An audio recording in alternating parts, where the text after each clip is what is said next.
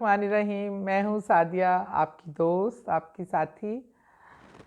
और अभी पता क्या होता है, इतना ज़िंदगी के वाक़यात हैं, मेरे दिमाग से निकल जाते हैं। मैंने कभी कोई तहरीर तो किए नहीं, तो मेरे बच्चों को याद रहते हैं। तो वैसे भी मेरी अपनी बेटी से बात हो रही थी, वो यूके में होती है, मारिया उसका नाम है। तो मैं अपनी बेटी से पूछ रही थी कि ऐसी बातें कर रही, तो कहती मम्मा आपको याद है वो, क्योंकि वो मेरे सारे ये चैनल के प्रोग्राम्स मेरे सुनती है। तो और ये सारे वाक़यात वो बचपन से देखते और सुनते आ रहे हैं मेरे साथ। तो वो एक उसके साथ एक वाक़या हुआ था जो मैंने डायग्नोज़ किया था और फिर उसको सही किया था। तो जिसमें उसने वो ख़ुद उसमें उस पे हुआ था। तो वो मुझे कहती कि मम्मा आपको याद है वो वाक़या? मैं कहा हाँ, ये अच्छा किया तुमने मुझे याद दिला दिया, क्योंकि मुझे आप लोगों से शेयर करने होते हैं तो मैं भूल भी जाती हूँ। इतनी ज़िंदगी है, उसमें पता नहीं कितने वाक़यात हैं। असल में आप सोचते होंगे पता नहीं क्या सारे जिन या मुझे नज़र, असल में ये इतने ज़्यादा हैं, इतनी तादाद में होते हैं। फ़र्क सिर्फ ये है क्योंकि मुझे नज़र आ जाते हैं या मैं देख सकती हूँ, या वो तमाम लोग जो देख सकते हैं या महसूस कर सकते हैं, वो अगर आप उनसे कभी पूछें, वो आपको एक जगह पे इतने से एरिया में 50 मिल जाएंगे। तो ये तो इस तरह का, इसलिए ये ज़िंदगी में सबके साथ हो रहा होता है। लेकिन चूँकि वो एक्सपीरियंस आपने अगर नहीं किया होता, या आपका वो विज़न नहीं होता, या आपको वो समझ नहीं होती, तो आप उस चीज़ को महसूस ही नहीं करते। अच्छा हुआ ये कि मेरी बेटी अपनी खाला के घर गई हुई थी, जो वलेंशिया में जिनका घर था, लाहौर में एक इलाका है। तो वहाँ पे वो रहने गई हुई, खाला के पास जैसे रह जाते हैं बच्चे।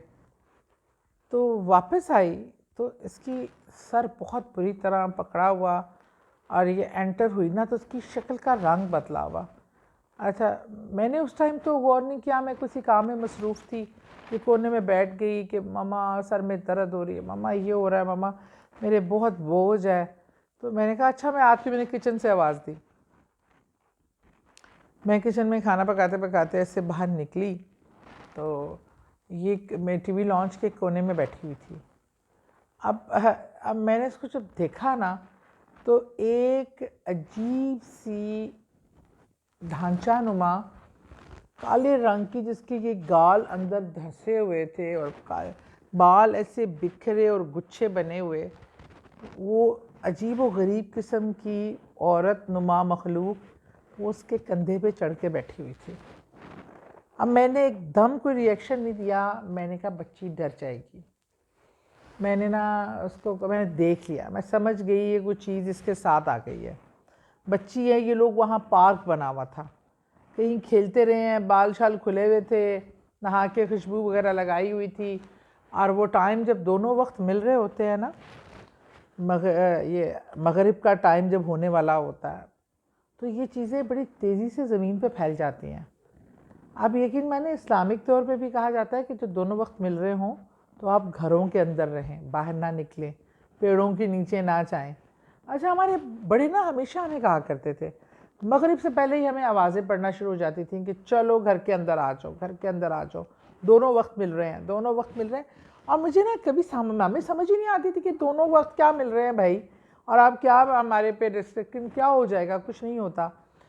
तो लेकिन इस बात की अहमियत ज़िंदगी के तजर्बे से और चीज़ों को समझने से आस्ता आस्ता मुझे आई। जब ये ख़ुद चीज़ें मुझ पर आश्कारा हुई तो मुझे समझ आई कि ये कितनी इम्पॉर्टेंट है। हमारे बड़े समटाइम हमें बहुत ही बातें ऐसे लगती थी कि पता नहीं क्या वहम है ये चीज़ें, लेकिन उनके पीछे कोई स्टोरी होती है, उनके पीछे कोई बात ऐसी होती है कि जिसके बिना पे वो ये बात कहते हैं। अच्छा, बहरहाल वो मैंने देखा तो मेरी बेटी के पुश्त पे वो बूढ़ी सी ऐसे कंधों पे चढ़ के बैठी हुई। अब बच्ची की तबीयत ख़राब हो जाए, मैंने फिर वज़ू किया और उस पर अल्लाह का कलाम पढ़ना शुरू किया।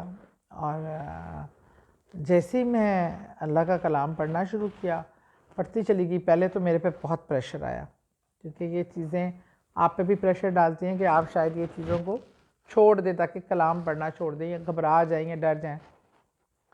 देखिए मैं आंखें बंद करके अल्लाह का नाम लेके पढ़ती रही। एकदम मुझे महसूस हुआ कि उसके कंधे पे से कोई चीज़ जंप लगा के नीचे आई है। तो वो जैसे ही वो जंप लगा के ना बिल्कुल एक काले कुत्ते की शक्ल अख्तियार करके वो दौड़ कर ना ऐसे कमरे से बाहर निकल गई। फिर मैंने इसके साथ ये ढाल होके ऐसे ही गिर गई। मेरे पढ़ने के बाद मैंने इसको पानी शानी पिलाया। मैंने इसको कहा बेटा जाओ आप आराम वज़ू करो और पढ़ो और लेट जाओ, थोड़ी सो जाओ। अच्छा फिर क्या हुआ, इस वाक़े के बहुत 3-4 दिन तक ये रातों को चीखें मार के उठे और कहे मम्मा वो काले डॉगी हैं, वो हमला कर रहे हैं, काले डॉगी हैं घर में, यहाँ से निकल रहे हैं वहाँ से निकल रहे हैं, और मम्मा काले डॉगी हैं, और वो ना भेड़िए नुमा इनके लंबे लंबे दांत होते हैं। अच्छा फिर मुझे समझ आ गई कि मामला कुछ ज़्यादा है। फिर मेरे एक बुज़ुर्ग हैं, मैंने उनसे रिक्वेस्ट की कि आप भी ज़रा देख लें, क्योंकि मैंने आपको बताया कि मैं तो कोई ना चिले काटे हैं ना मैंने कोई इस तरह किया है। तो मेरे पास तो एक अल्लाह की तरफ से एक ताकत है, और मैं अल्लाह के कलाम जितना मुझे छोटा मोटा मेरा इल्म है कोशिश करती हूँ कि वो कर लूँ। बहरहाल हुआ क्या कि वो मेरे बुज़ुर्ग आए, और वो भी बड़े इस्लामिक स्कॉलर हैं, पढ़ने वाले, पढ़े लिखे, कुरान को समझने वाले। उन्होंने जब बच्ची को बिठाया, उन्होंने कहा बच्ची पे तो ये शदीद किस्म का 3 दिन उन्होंने आके पढ़ाई की, दम किया, और उसके बाद मुझे उन्होंने कहा तुम्हें तो अल्लाह ने नज़र दिया ना, अब देखना अब होता क्या है।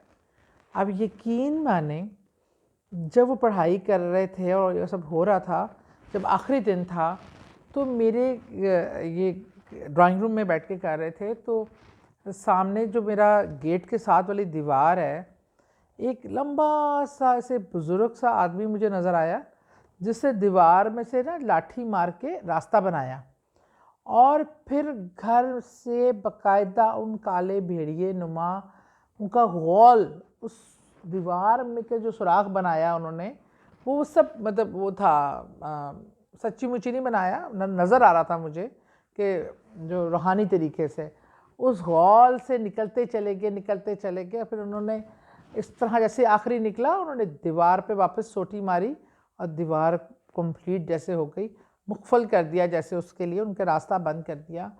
और मुझे फिर उन्होंने बच्ची उसके बाद बेहोश हो गई। फिर उन्होंने मुझे भी बताया, बच्ची को बताया कि नफिल अदा करने, शुक्राने के, और अल्लाह के नाम पर कुछ सदका खैरात हो तकसीम कर देना। तो उसके बाद अल्लाह का शुक्र है वो उसको वो चीज़ दोबारा कभी वो नहीं हुआ।